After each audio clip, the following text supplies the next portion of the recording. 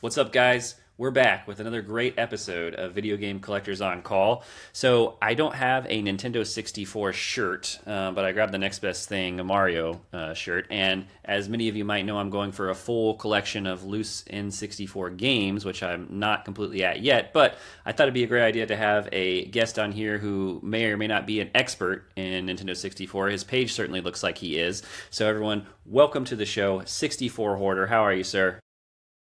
Doing great over here. Thank you, Dr. Gamer Retro, for having me. Good to see you Yeah. guys. Yeah. So I saw your page, and this is about the time that I've been starting to collect all these Nintendo 64 games. So am I wrong in saying that you're a huge N64 fan? No, I think that's a pretty safe thing to say. For me personally, N64 was that one console that I just fell in love with. I hold it close to my heart. Obviously, you can look behind me. I live and breathe it. Not to give any offense to any other consoles out there, but that's the one I stick with. And why is that? What do you love about 64? So I grew up during the era when video games first went to 3D, and when I first saw that, something about the N64 charm just really tickled and plucked my heartstrings. So for me, I had brothers growing up, so I got exposed to it at an early age, and the games that just came out were, in my personal opinion, perfect gems. So things like my personal favorites, Banjo-Kazooie, other games like Donkey Kong 64, Super Mario 64 coming to 3D for the first time, having played SNES and Game Boy at the time and then switching over to 3D platform, it was groundbreaking to me. I've never looked back ever since, and that's the console for me. So And what you mentioned SNES, so 64 wasn't your first console then, correct? that's right. Yeah, I had older brothers growing up who had the earlier consoles prior to that Nintendo released, and SNES was the one that our family started out with. And again, I love SNES. I think it's a great console. But when I saw the breakthrough from games like Mario Bros. Or excuse me, Super Mario World to then Mario 64, that for me it was just the 3D space was mind blowing at the time, and so I think it kind of stuck for me ever since. Okay. Do you ever dabble in PlayStation or Xbox or outside of Nintendo? For me, my collecting journey has solely been focused on N64. That being said, I have a lot of different titles that I still play. Things like GameCube, Xbox, a lot of my PC I play on Steam, um, SNES as well. But as far as the collecting world goes, I primarily stick with N64. Again, I think it's a combination of where I grew up with, the memories I hold with it, and one thing I think that a lot of people talk about is also just the box art for these games. Like the box arts, I think stand out so much, and just you can see behind me this case behind me that is one of my grails. They all pop out, they all tell an individual story, and I just love the way they look, and it reminds me of my childhood memories more personally than other consoles do. Now that case, did you have that made or did you purchase it somewhere? Where did you find something like that? No, so this actually is it's an original KB Toys display cabinet that they would display in the stores. So Okay. my understanding is when in the late '90s, when the N64 was rolling out, KB Toys would install these display cabinets, and that's an original Nintendo 64 KB Toys sign that went along with it. And they had that for about 3, 4, 5 years before they switched over to GameCube. And then the same cabinet was used for the GameCube ones. But this one started with N64. You can't see it, but on the side of the cabinet it says N64. And then this is a detachable sign that says N64. So this cabinet itself, interestingly, was spec'd specifically and displayed for Nintendo 64 initially. Okay. I have some hot takes for N64 and I want to get your opinion on them. No, So my, please. my, my first one is that Mario 64 is not the best Mario game of all time. What are your thoughts? I I totally get it. Hey, when looking at Mario, he has whether he's the main character or featured in them over you call it 50 plus titles. For me to pick one single game and say it's my personal favorite, that's true, but I can't always say it's one of the absolute best. People have their own opinions. For me personally, it competes with if you're talking Mario games specifically, it competes with Super Mario World. It competes with the original Mario Brothers. Like everyone at different paths in life have been exposed to a certain Mario where they're like, I think this is the best one for this reason. No one's wrong. I think everyone has their own reason to be true. I think that Mario 64, while it was one of the very first games, obviously at launch for the N64. So yeah, it's not perfect. The camera angles people talk about, which I just recently 100% of that game, those were the worst part about it, and still are today. Drive, you know, players who are familiar with the game insane. So I don't think what you're saying is not. I don't think it's a hot take at all. I think it's one of the most recognizable N64 games, and people Yeah. associate N64 with Mario 64 immediately. It's still ranked one of the top, but I don't think anyone's wrong when they say I don't think it's the best. Okay, that's fair. So, yeah, these might not be hot takes. They might just be my personal opinions that aren't, the same opinions as everyone. But what about this one? So, I believe, and maybe a lot of people agree, it might be 50-50. I think GoldenEye is a better game than Perfect Dark. I agree. I think Yeah. it's almost the questions I feel that you're about to ask. I want to preface with I feel like when I'm talking about N60, like you look behind me, I feel like I'm talking about my children, and so like these it's hard to separate them sometimes, but they're necessary for conversation and getting critical thinking. And so I personally agree with you. So Yeah. what is crazy though for GoldenEye is, and I'm sure you've heard this before, it was initially developed by Rare as a movie tie-in game versus Right. Perfect Dark as its own kind of IP. What ended up happening, and I just did a video on this one as well. A developer, what made GoldenEye so fun is everyone remembers GoldenEye. A lot of people who um, aren't as crazy about the N64 still remember the multiplayer mode. The multiplayer mode, staying up late with your friends, playing four-player split screen. Even that element in of itself makes it a better game, in my personal opinion, than Perfect Dark. Perfect Dark is still an amazing game. It's really kind of like it has the same motion mechanics, same gameplay, and look kind of like feels like GoldenEye in that way. But I agree with you. I think GoldenEye is the better game there. I would 100% agree with you on that one. Okay. No, fair. Um, that's all really the hot takes I have. If I think of another one, I'll bring it up. What about name me a game for a Nintendo 64 that is maybe overlooked that you think is a great game that a lot of people don't really give enough attention to? It would give you two answers there. I think Huh? one, if you're looking to go and just relax, and I think it still holds up great today. Mario Golf. I think Mario Golf it's when people hear sports games, they're like, oh, like I'd rather have something in its own little adventure. Mario Golf, which I have right here, um, that one's great because it's kind of like it's golf, yes, but they also add the kind of Nintendo twist to it. So like when you're driving a ball, if you get perfect accuracy and distance, it has a character's special unique drive. And so like Bowser's, the ball will be on fire. And it's just like it's got its own Nintendo charm to it. So I think that one is slept on just because it can be such a relaxing back 18 golf round for those who just I, want to sit back, relax. I was hoping you would say that you can shoot like a red shell at someone while they're golfing. That would be pretty cool. But No, that'd be a crazy dynamic if they put yeah, that in. There are yeah. certain mini games too within that game in itself. You like shoot through Okay. rings. There's target practice. There's putt putt. You also unlock characters throughout that game, so it has all these different dimensions of challenge through the game itself, which I find very fun. Um, Another game that I think is I would say slept on is the Rampage games. I love the Hmm. Rampage games, one and Okay. two, specifically because those were, I would say, I would lean more into two because those are kind of the opposite, where one, Mario Golf is kind of sit back, relax. Hmm. Rampage is all about carnage. It's kind of like its own GTA in a way that you just get tossed in. You kind of have a objective. It's not more open world, but it's all just about like if you like progress through the game, you're just destroying buildings, tossing people up in the air. In number two specifically, they have a whole new line of characters that you unlock the original characters with in London, New York, and Tokyo, which I think was an awesome dynamic. Yeah. And that one I think still holds up great today too, as like a kind of 2D scroller on the N64. Okay. Awesome. What is your personal favorite game on Nintendo 64? Personal favorite game, not only on the N64, but of all time, I got to go with Banjo Kazooie.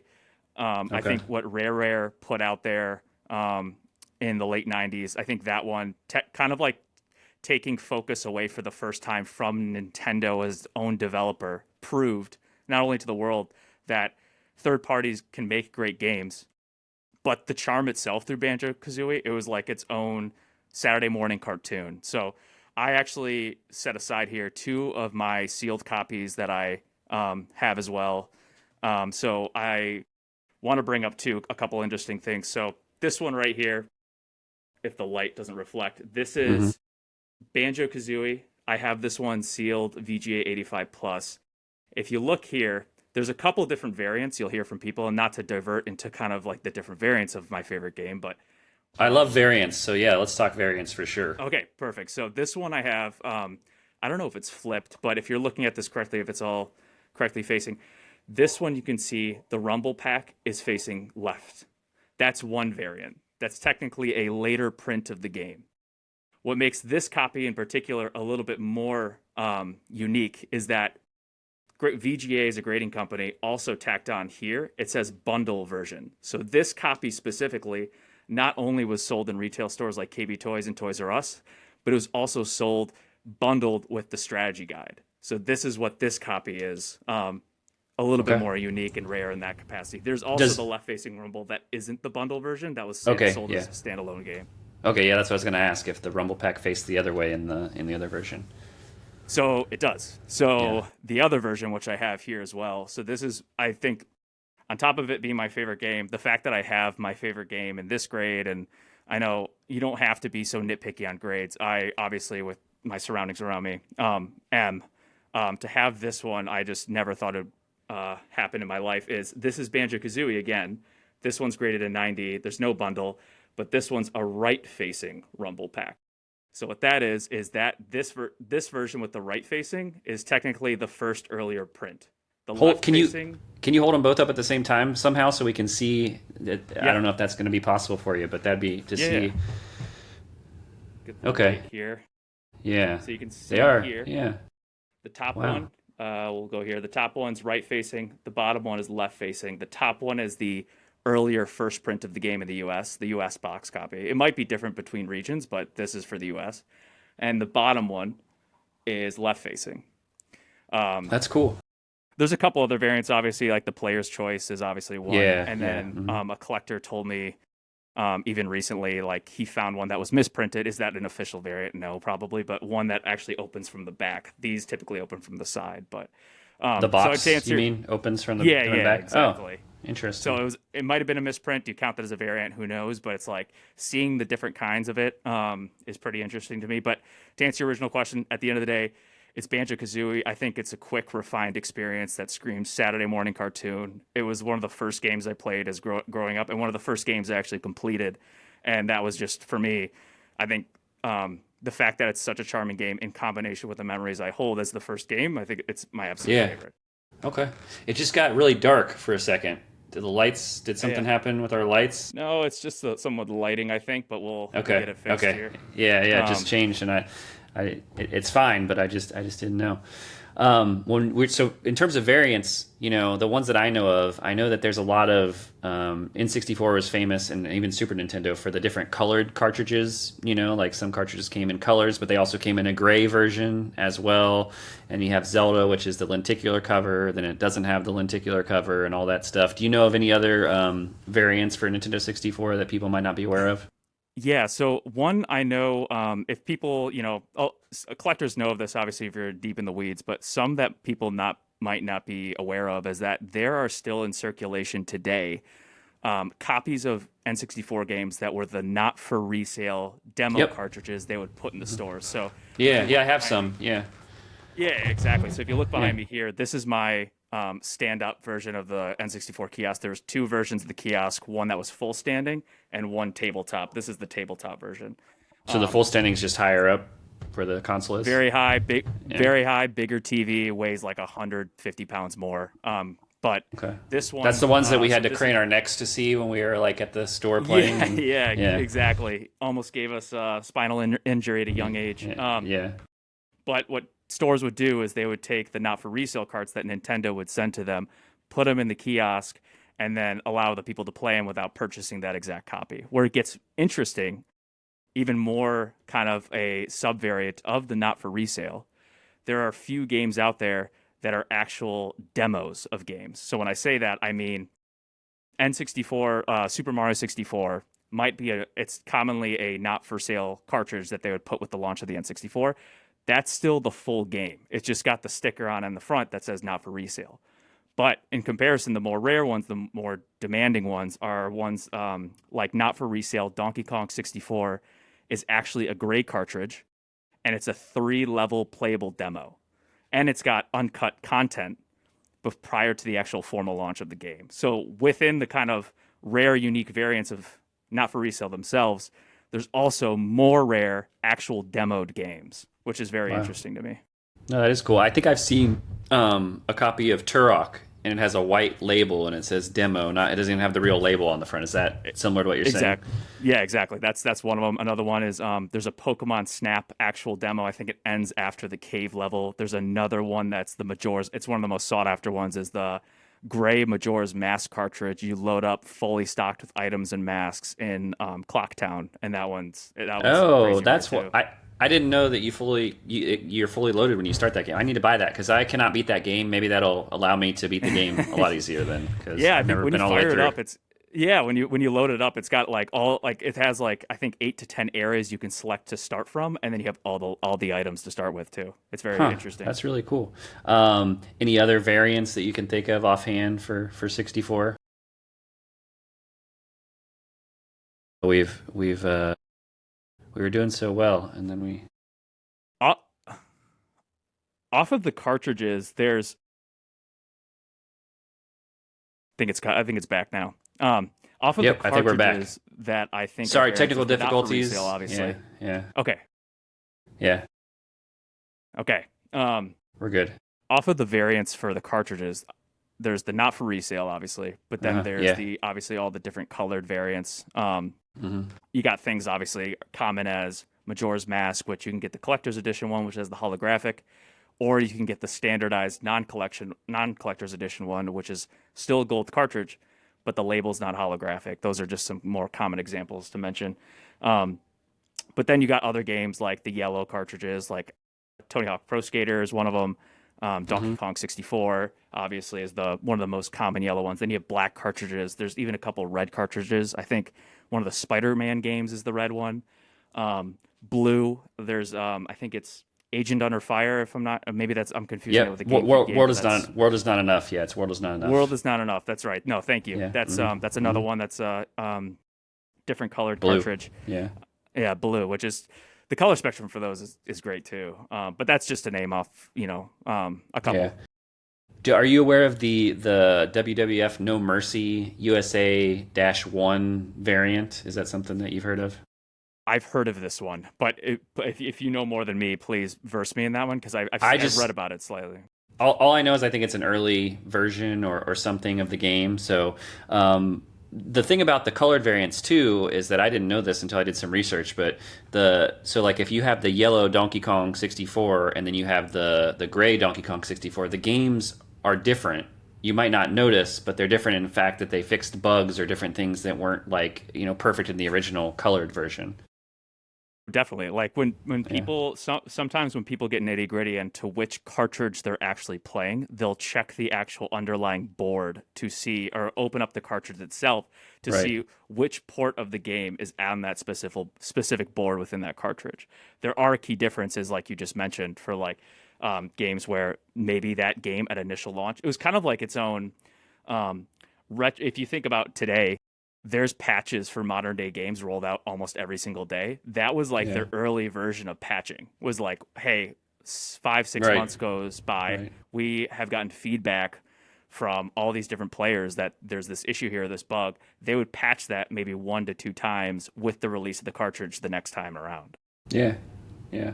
No, that's cool. That's yeah, like you said, that's kind of their way of patching things or fixing issues. So I know you have a lot of graded games. It seems it appears, and I know there's like controversy. Graded games. Some people love it. Some people hate it. Some people don't care one way or the other. Sell me on graded games and those people that are watching.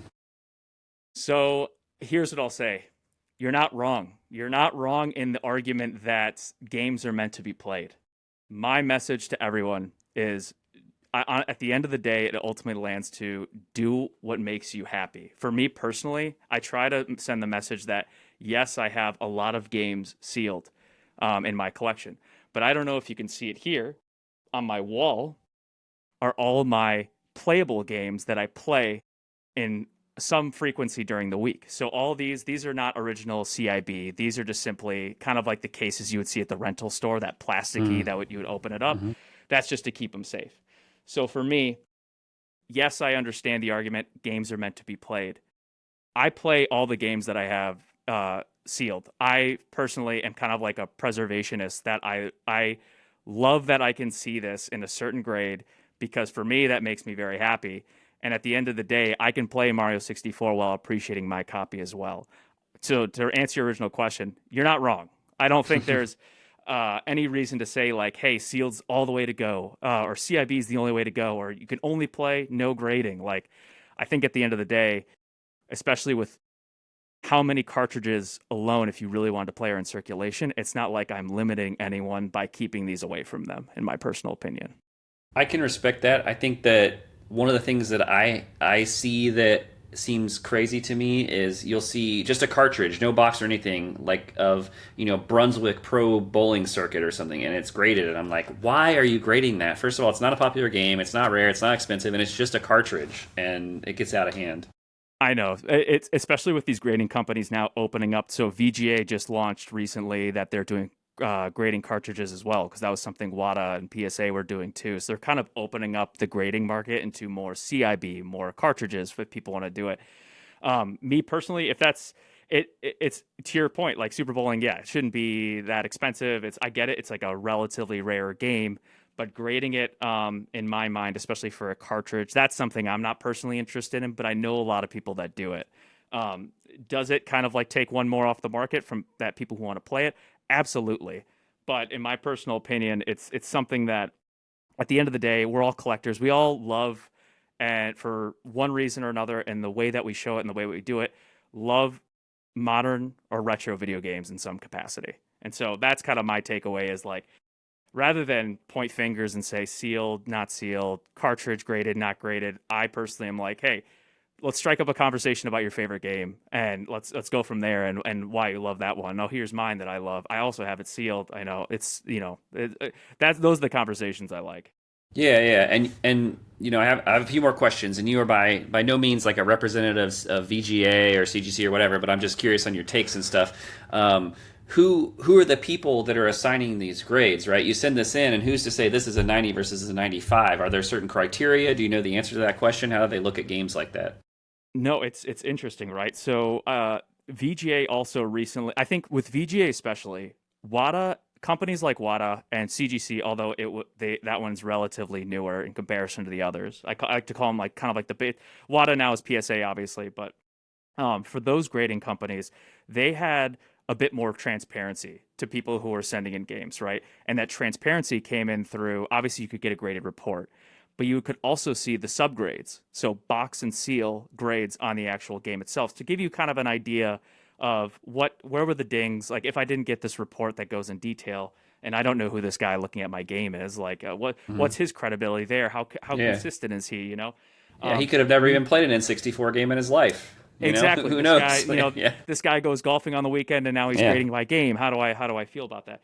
I think historically with VGA that makes kind of like takes that argument right there and kind of eases it for me is that historically for me, not to say that the other two companies are bad in any way. I don't think that. I think they're great. VGA for me personally has been way more conservative on my grades that I've received from them in comparison to say like PSA, WADA at the time, and CGC. So for me, the kind of preference to VGA, one I want to say is the label. I think the label is very clean. I think it's sleek. WADA used to be vertical for N64. Now they're horizontal with PSA, and I get that too. But I think the label is cleaner. They've historically been more conservative with my grades, which as a collector who is someone who is mindful of the grades I'm getting and the condition, that's important to me. It might not be important to everyone. If you have a sealed copy in general, I think that's amazing. Like there's only hundreds, if that, of these games in circulation still sealed. So I think just having one in general is I've gotten to a point obviously where it's kind of gone off the rails, but I'm passionate about that. Um, with VGA now too, I think that has given a bit more into their kind of grading world is the new labels that were launched in January. So let me grab. I'm going to grab Yeah, I a haven't game seen right now, those. Yeah. and I'll show you an old label and a new label. Yeah, no, that'd be good. I don't know if you can still hear me, but my other question is going to be, do you have any data? Like, have you sent something to VGA and then sent it to CGC and seen a difference in the grade between the two? Yes, I have to answer your Okay. question. Okay. And I've seen there's actually great data on a I can't remember the collector's name, but there's actually a good and I'll circulate it to you after this too. There's someone made a test of, they pulled together, I think it's like 200, 300, it's maybe over 500 submissions. And I think WADA was the comparison case at the time. They took 5 different WADA submissions, and these were all cased and graded by WADA already. And they crossed them over to VGA, and they created a heat map of where those grades were landing. And for the most part, a lot of them, there's obviously going to have like standard deviation of things kind of outside the realm, like what happened there. But for the majority, the data actually supported that what we think of as equivalents were landing in those spots between WADA and VGA. And this wasn't a bulk request, just to be mindful of, oh, they're grading the same thing over and over again from the same like submission. Yeah.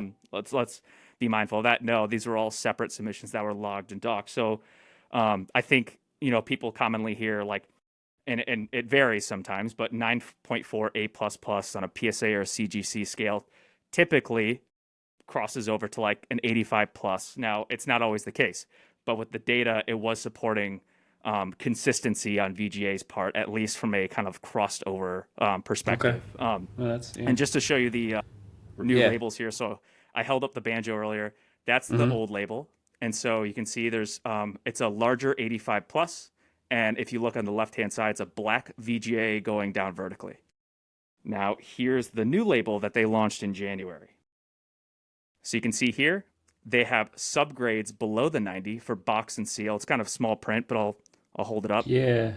Okay. Yeah. And and then on the left-hand side, there's the pink label. That's just a little flare they put on. But now you can see below the 90, I have grades on box and seal as well. So for me, it's kind of given me, if I'm not getting these reports, which cost additional money, like not everyone has that, a bit more transparency into what they rated this, because of the two most common factors obviously with grading boxed games is box and seal.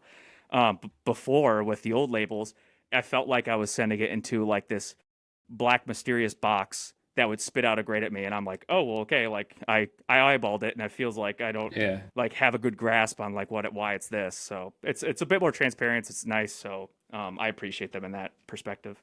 So do you send in your own games to get graded, or do you purchase some that are already graded, or how does that work for you?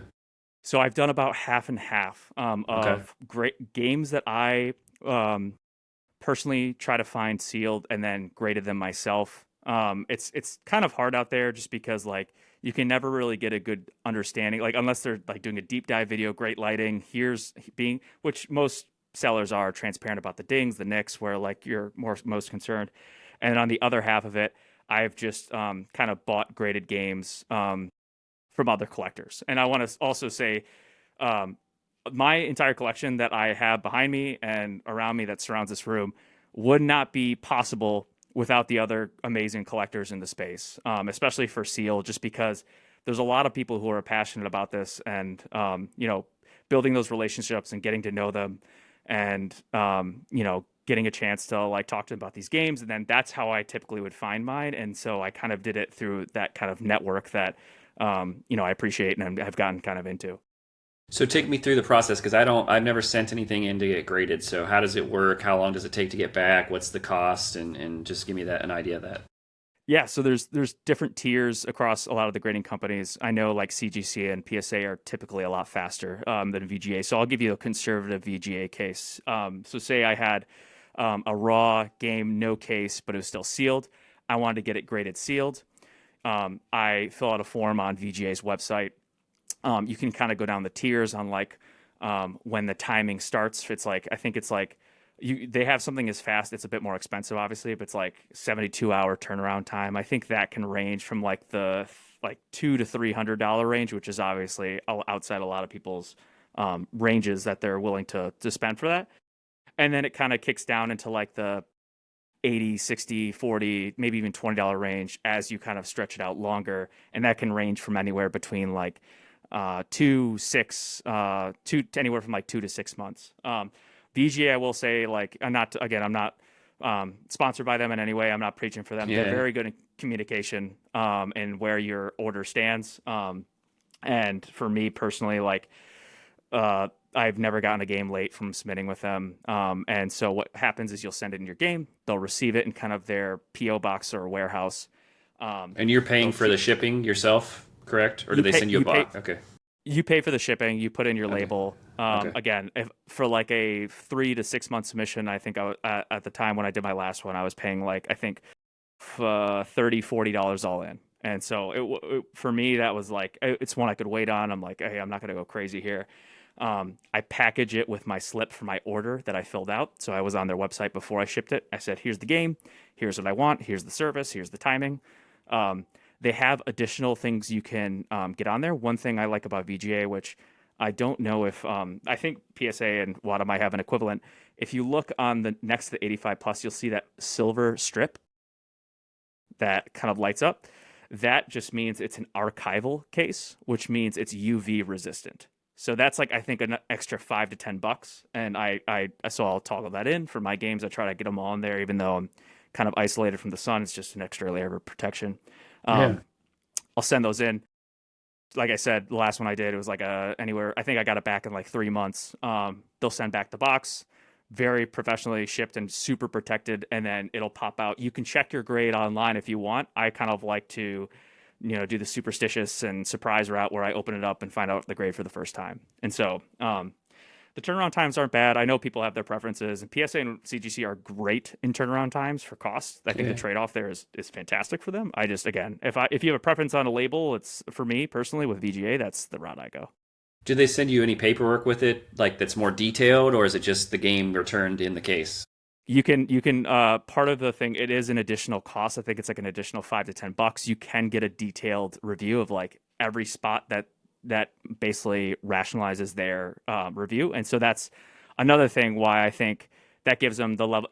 Granted, it costs like $5 to $10 extra, but if you are ever hesitant on their credibility and grading, like we were talking about earlier, if this guy Jim's about to go golfing after he grades my game, I can get access to a report that actually details what they found and the justification for the grade through their eyes.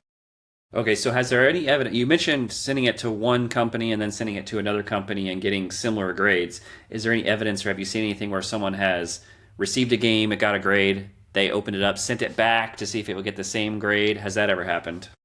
I have seen instances of that, which it's not great to hear. But Okay. it's a reality. It's a reality of the collecting space in that you're not going to get the same guy who looked at it. They might have looked at 1,085s before they looked at one that I would like to have an 85 plus, or vice versa. They've looked at 1,090s that day before they saw the one that I'm about to give them, and it's like, okay, I just saw a bunch of like higher quality conditioned games. Now I see these noticeable nicks on this one because it's hard from their perspective. I kind of appreciate it, but it to quantify a condition of a game, and I'm sure, and I know VGA has their own kind of grid and everything, but to quantify, I'm sure, is a difficult task. And I try to give them the benefit of the doubt, but I have seen what you're talking about, instances where someone got a graded game.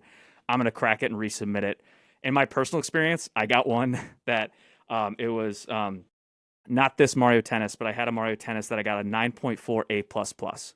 I took that game, cracked it, sent it to VGA, hoping for an 85 plus. I typically get 85 plus minimum. I think that's where I go crazy in the spaces where it's like all these here 85 plus or above. Um, Hoping for an 85 plus. I got an 85, which is a silver. Wasn't too happy, obviously, just as my personal preference. Cracked it, and from the VGA case, resent it, got another 85.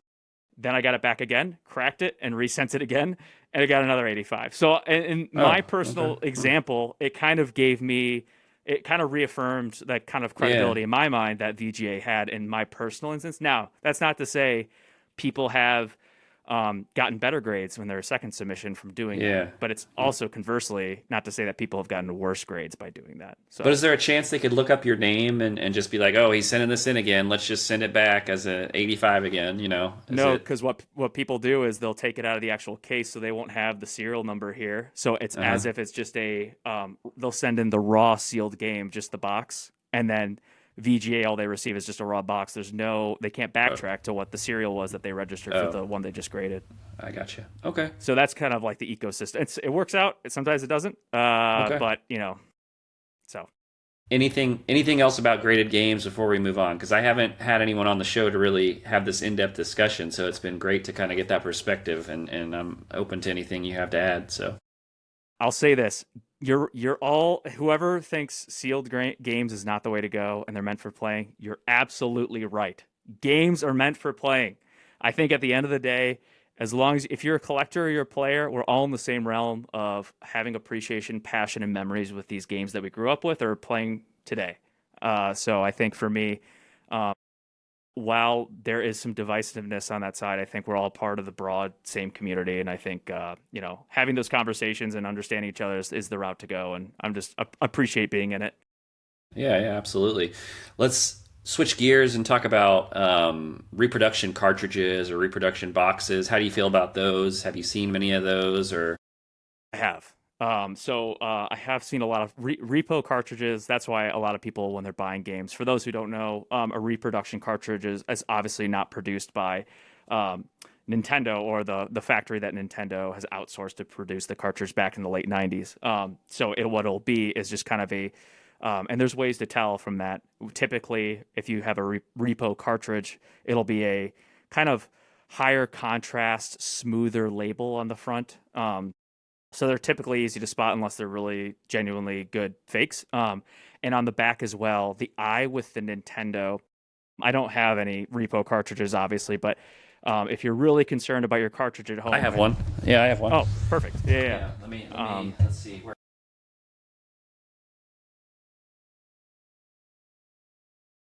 Paper Mario. So, Perfect. and I've done this before on the show, but it's been a while, so it might be a good time, especially with our N64 show. So I don't know how well it comes through, how glossy this cover art is, but it's there's like really no wear. It's very shiny, so that's one thing. And then you mentioned, Yeah, the eye on the back, if you can see it, I think the the eye for the non-real cartridges. this one is Yeah, actually really well done. I think the difference is here on the trademark, it kind of overlaps the yep, O a little bit, and on the yep, real one, it doesn't overlap it as much. yeah. And the The other, point you were about to make, I think yours is yeah, a decent fake with the eye because what yeah, typically the other point to see with the eye is it'll be a circle instead of a yeah. square over And the logo. also, you often let's see, I'm backwards. So often, like around here, there's an etched in little indented number that you can see, and so you don't really see that on here. So usually you Yeah, can see it better with the glare. But and then also, I like to point out that I don't know how well this comes through, but these pins at the bottom, the board is much newer, whiter, yep, yep, crisper looking, like it hasn't been around since what, the 1990s. So. yep.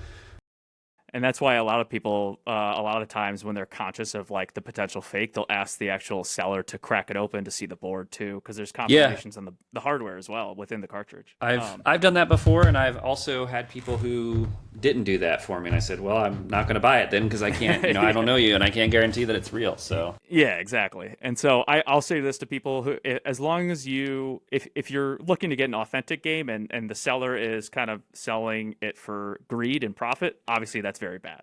But if you knowingly are buying, which are typically cheaper versions, because you can get like I think Mario 64 or like even Super or Mario Kart 64, if it's an authentic, can go anywhere from 50, 60, $70. If you get a repo, it can be anywhere from like 25 to $30. And so if you're price conscious but know you are buying a repo, that's totally fine. Sometimes they have performance issues, but like if you're not conscious of that, it's obviously totally fine. But people who do it for greed is not okay. I get that part. yeah, I think it's definitely a good way to have a physical copy of a game and still play it, as opposed to emulating, which I'm not really a fan of because it's not the same feel as having the games yourself. Yeah, no, definitely. And I just recently upgraded my setup personally. So I obviously have all authentic cartridges, but I also just got the analog 3D. And Oh, okay. How do you for like people that? who don't, oh, it's I think it's fantastic. For people who don't know what the analog 3D is, it's just basically a modern N64 console made by Analog to play original late 90s, early 2000s N64 cartridges. So it's like Yeah, modern hardware playing original hardware. And for me, it's great because I think like a lot of those games, especially like the demanding ones like Donkey Kong 64, Banjo Tooie, the larger scaled games were laggy on the OG hardware, but you can overclock it and like play at like very high frame rates and it runs like butter. So I would buy one of those if they did one extra thing to it. Wouldn't it be cool if you had, like, let's say you had an analog 3D and I had an analog 3D and we both had copies of GoldenEye and we put GoldenEye in and we could play from our homes against each other?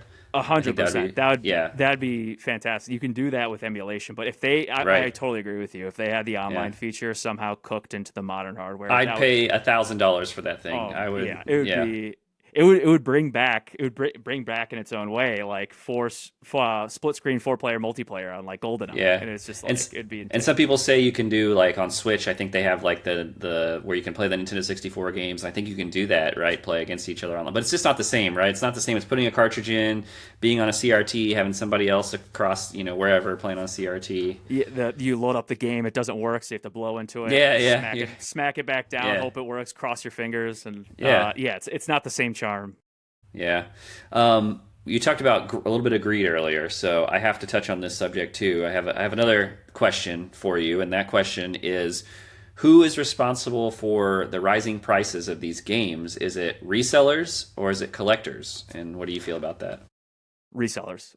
So I personally, I again, A man after my own heart. Okay, keep talking. no, no, I mean, look, I get it. People are in it for different reasons. I want to preface with I'm in the collecting space. Again, I said it was like an 8 to 9 year journey. I hold all these memories. N64 means a lot to me in my life.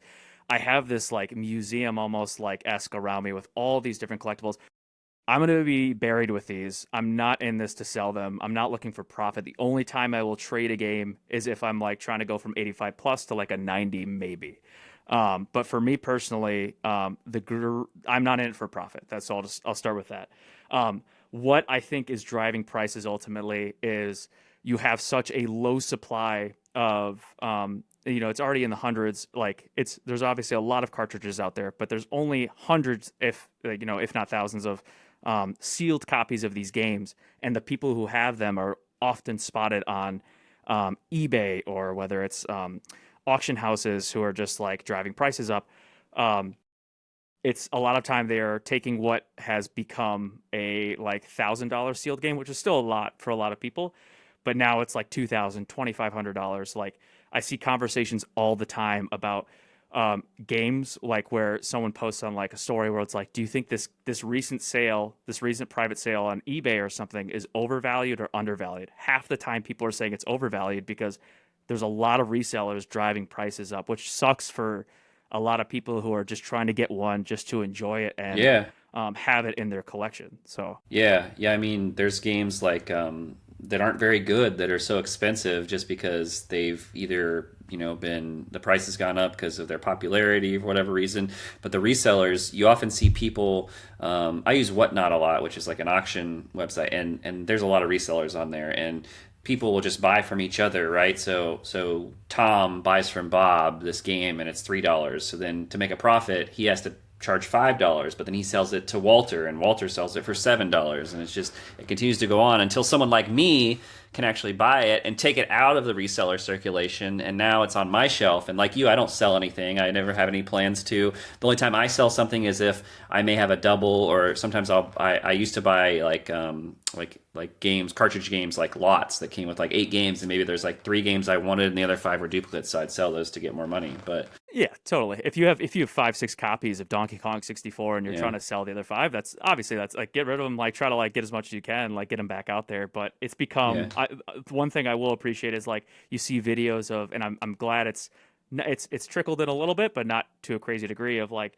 You think about like Pokemon, anytime they have a new restock in your local mm-hmm, Target, and like those shelves are like gone, and then those people who get them, whether you're using yep, bots online or going to the store and camping out, resell them. It becomes such a margins game, to your point, that it's yeah, like, when can I finally buy this thing where it's not going to be like margin after margin after margin? So yeah. like it sucks, but But it's also a double-edged sword because we need resellers, right? Because how are we going to obtain these games, right? There are local game stores, but they sometimes don't have the best stock, and you have to travel, far away if you're not in a big city to get to some of those. So a lot of people buy things online, whether it's eBay, Whatnot, or whatever things you use. So it's kind of like we need them, but also we need them to not keep jacking up prices so much.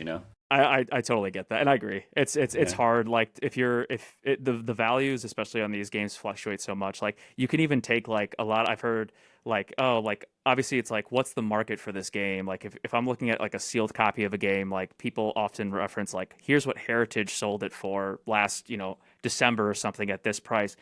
And then you dive, it's like a guy trying to sell it to me, and then you dive into it, you're like, okay, this also includes things like buyer's premium, which is 20 to 25%. So that's the price they're showing is inclusive of that. So at a base layer, is it 25 to 20% less?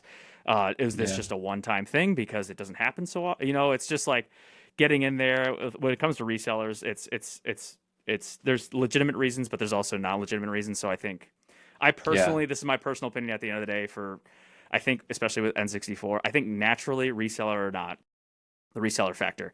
I think just because these games were one of the last games to be boxed in this way before, like, for instance, like Hmm. GameCube switched to cases. So I Yeah. think these are a lot more fragile boxes, a lot more when you think of a grade on like an N64 game or SNES.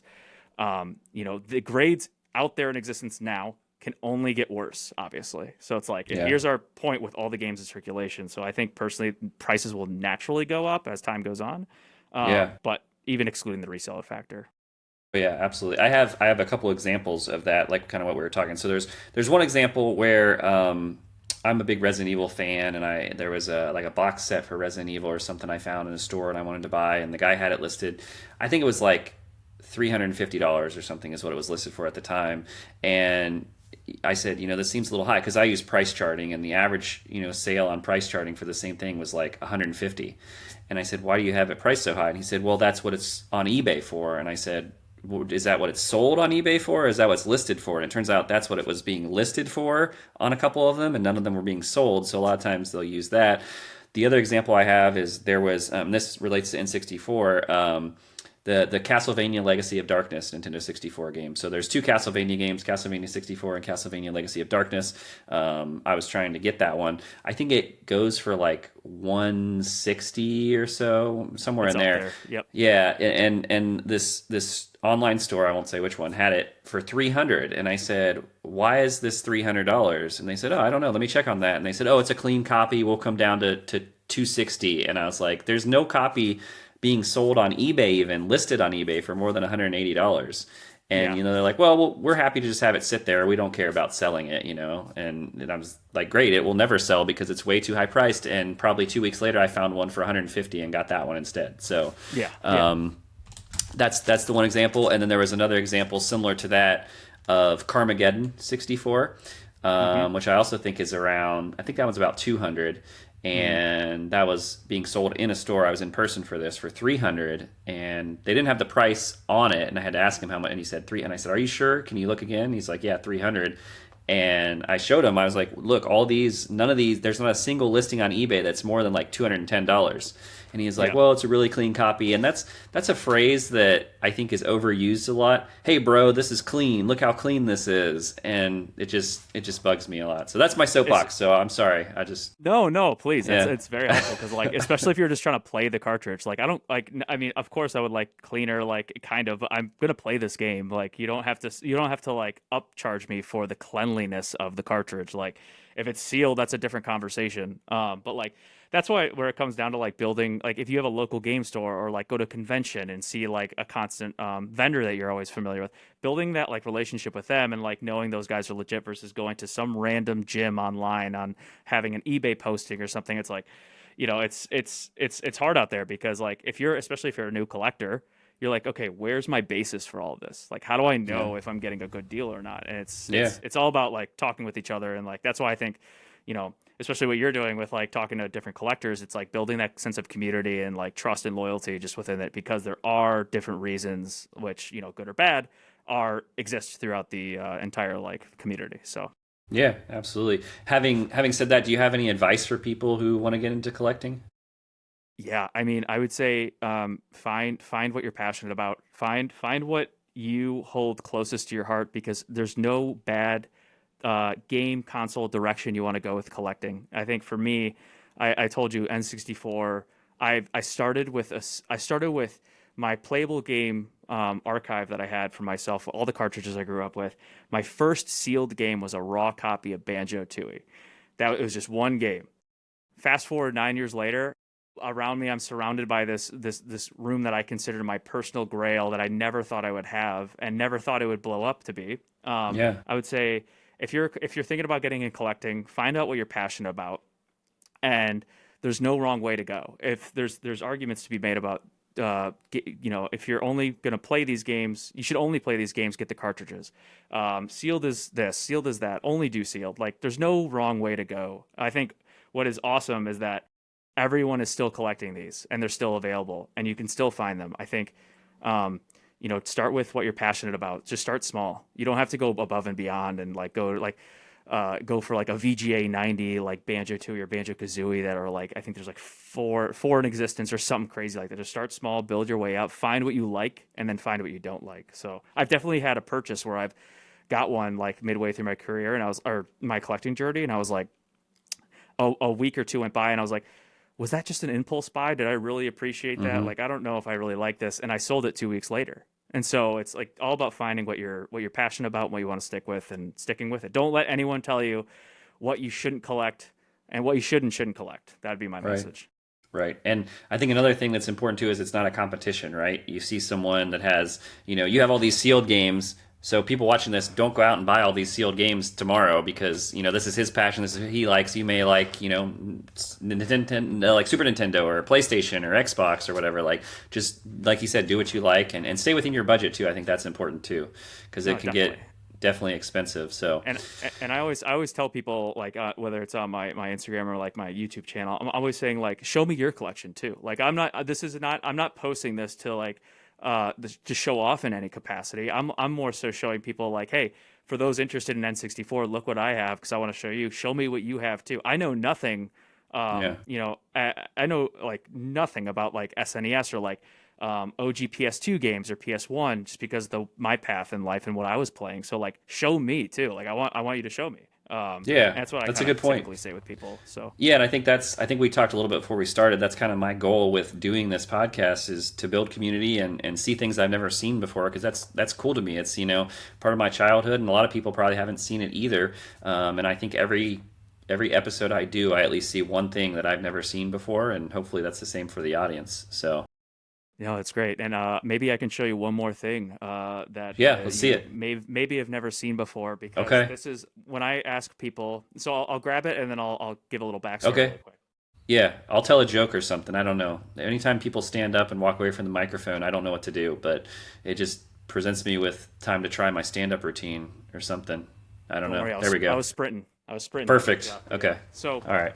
I said what my favorite game is, but I didn't tell you what my rarest game is. Okay. And so when you can go in different directions on rarity. People typically are like, oh well, this rare game's got to cost tens of thousands of dollars because it's rare. But you look at like Mario 64, it's very expensive for a high sealed grade, but it's one of the most common games that's graded. So it's just like a factor of demand. I Um, heard Perfect Dark is a rare game. Do that's you see one what of I the most see, rare see, games. see, see what I get? See what I did there? Yeah. Okay. Yeah, no, if you have a perfect All dark right. seal, like don't ever let that see the light of day. This game here is one that briefly mentioned before, but there's no sealed copy in at least from a VGA standpoint in Okay. this grade or above. This is Okay. the only one. So this is my Rampage 2 85 plus. So this copy here, I crossed over from a CGC 9.48 plus plus. Again, I'm just a VGA guy, so I like VGA. This copy here is the only 85 plus in existence in VGA's label. And so for me, I saw this game on VGA's site. I was looking for this one. I grew up playing Rampage 2, like I told you before. Mm-hmm. And I Yeah. was looking at the population report. I only saw that there was like 380 or 285s and one maybe in a 40. And then I sent this in, and then all of a sudden it was the day they confirmed the grading. I looked back at the population report, and that 85 plus populated with a one, and I was Hmm. like, no way. That's So awesome. in terms of rarity, I think about like and this is just from like a grade perspective. Obviously, you can take rarity in different elements, but for me, like this is the one of one for me that I absolutely love that I have. So It's funny when you showed that game, I now pay more attention to which direction the Rumble Pack is facing when I look at yeah, box art now. So because it's of what we talked it's about earlier. yeah, there's different variants for absolutely for N64 games Yeah. on the box art itself, as evidenced by Banjo Yeah. Kazooie. So Let's keep going with a few more lighter topics before we wrap up. So, Yeah. one thing, if you've watched the show, I like to play terrible games, and I want to know what the worst game ever made for Nintendo 64 is, in your opinion.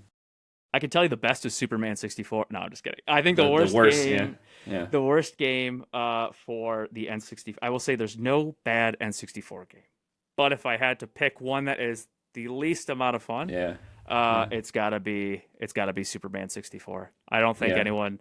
I think people saw the box art and like what you could do, and they're like they started playing it, and they were like, "What am I doing?" It was What's unfinished.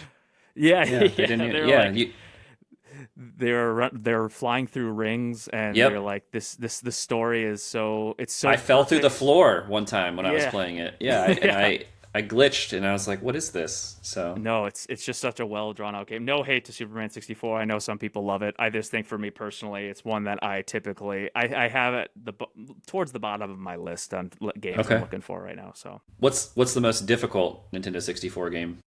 the most difficult. Yeah. I think you got to take it from a perspective of difficulty in terms of pressure Uh huh. or like time limit. Uh I huh. think for me personally, GoldenEye Double O Agent, that thing drove me insane for a while. So a Uh lot of huh. those, especially like some of the missions are so easy to slip up. The damn excuse my language, the dang archive was it Oh, I archive? thought you were No. talking about. Isn't there a level called Dam in the game? No, I thought you were yeah. talking. Yeah, yeah. So There, okay. there definitely is. That one was Yeah, yeah. relatively easy, but Okay. Control Room, I think it's called, where you go in with Natalia after you go in the jungle. You have to protect her for like 2.5 minutes. On Double O Agent, if Uh. she gets shot once, the whole thing's reset, and there's these sentry guns that like you lose half your health with one shot. I think Double O Agent, progressing through that one with an old retro N64 controller that doesn't have two analog sticks like common shooters today was such a challenge in of itself. And then on top of that, once you beat the game, if you want to unlock all the cheats, beating facility in under like I think it's like 2 minutes 20 seconds was near impossible. I think Rare was really testing our ability Okay. to manage stress during those times. Okay. What about favorite multiplayer game on Nintendo 64? Oh It's a man, lot to that's a choose tough from. one. Oh Yeah. my gosh, I gotta go multiplayer. I gotta go Smash Bros. I think Smash Okay. Bros. Really opened it up for you. When I was in college. We brought around 64, and when we had like 3 or 4 of us in the room, it was always fire up Smash Bros. I'm gonna be Link. You're gonna be Pikachu, Mario. It was the OG roster, and I think it just was an opportunity to be so competitive with each other. Mario Party was great. Is that Even your like character Link, by the way, for I Smash? usually I usually go with either Link or I'm a Fox McCloud guy. I do Okay. love Ocarina of Time and Majora's Mask. Hot take, I think Majora's Mask is better, Okay. but just by a very small margin. But I would usually go with Link, Water Temple Link to be specific in the blue Okay. attire. Speaking of Fox McCloud, the new Star Fox coming out soon. Are you excited about that? Absolutely. That Yeah. one I saw the trailer when it came out. Star Fox is an amazing game. I think that was one that was also very appreciated when it first came out because I have that one right here. I don't know if you know this, but that was the first game to introduce the Rumble Pack feature for the Oh, N64. okay. So Yeah. the That's cool. attachable actually I have Yeah. a controller right here. The attachable Rumble Pack here Yeah. Uh-huh. was initially launched with the Star Fox 64. So seeing this remake, seeing this game on modern hardware, I know people debate on how it looks and the aesthetic, but I think they absolutely cooked with it. I think it's going to be a fantastic game. Everyone who's a Star Fox fan is going to play it. Even if you're not a Star Fox fan, I think you're still going to enjoy it. So I'm definitely excited. Yeah, I never much got into the Star Fox games, but I'm excited to give it a take. One thing we didn't talk about is controllers, consoles, things like that. Now, do you have a collection of those as well, or do you just have like one N64 that you play everything on? Or So I have what do I have? I have 4 different Nintendo 64s. So I have the baseline Nintendo 64. I have the is that the black HD, one, just the regular just like? just the normal charcoal Yeah, gray. yeah. I Oh, didn't great. really. Yeah. I've definitely owned the Fantastic series in the past. I don't have any right now. Mine are more different in terms of function versus aesthetic. So I have the baseline charcoal N64. It's like one of the ones I grew up with. Then I have an an HDMI modified one that you actually stick a mini HDMI that someone modified into a modern day TV. The pixelation, it shows the true nature of the pixelated N64. It's kind of like in 1080p. It doesn't look great, but it runs at kind of like a higher resolution, call it, and it's modified. Um, I have the demo kiosk, the Yep. demo N64 in there as well. And then my last one, like I mentioned before, it's the analog 3D that I play most of my games on when I'm streaming, is just because you can overclock original cartridges, which I think it improves the frame rate tremendously. Okay. I definitely have been console hunting in terms of Okay. sealed on my journey, so I'm keeping an eye out there. So. Okay. And you mentioned a little bit, so you have an Instagram account and you have a YouTube, and what sort of stuff do you do on there, and what is your platform like? Yeah, so if you check me out on Instagram, I'm usually posting every other day or daily, just some sort of content and reels. And I'm actually, I stream on YouTube. Right now, I'm doing Tuesday, Thursdays, and Sundays. I'm doing a series right now, 100% completion, while I show my copy. Currently, I'm doing the Banjo Kazooie series, so I'll show my copy to anyone who watches while I'm also 100% completing the game. What time do Um, you start on those days? I typically start at 7 p.m. Eastern. Okay. Sorry, 8 p.m. Eastern, 7 p.m. Okay. Central Time. Um, Okay. and then I'm also doing YouTube content. So I just wrapped up my first video. It's going to be an in-depth video on my entire collection, and then just kind of giving people. While again, I'm not in for it, in for collecting for any type of profit or monetary reasons. I like to just flash people the market values of where things have shaken out recently, just because it's hard to ignore those, I think, in my Yeah. personal opinion. So Sure. that's what I got going on Instagram. And then I'm also streaming on YouTube Live. I do a little bit of Kick, but then I'm doing content on YouTube as well. Okay, and it's all under 64 Hoarder, or is it under something else? 64 Hoarder, that's the Okay. tag you can find on all, all, Okay. all the platforms. So Okay, cool. Awesome. We had, this has been awesome. We had some conversations I've not had before about graded games. We got into reproduction carts a little bit. We talked, a lot about graded games, but focused a lot on N64. So that was awesome. Great to have you. And we had a little bit of technical difficulties there, but I think we fought through it. So I'm glad we were able to make it through. Anything else you want to add before we call it quits today? no, I think thank you guys for watching. Dr. Gamer Intro, thank you for having me. If you have any kind of hobby out there or you want to start a collection, it doesn't even have to be video games. Find out what you're passionate about. Don't let anyone tell you what you can and can't collect, and enjoy life doing while you're doing it. So that's it from me.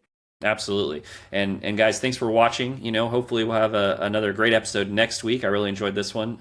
So we'll see you next time on Video Game Collectors on Call. See y'all.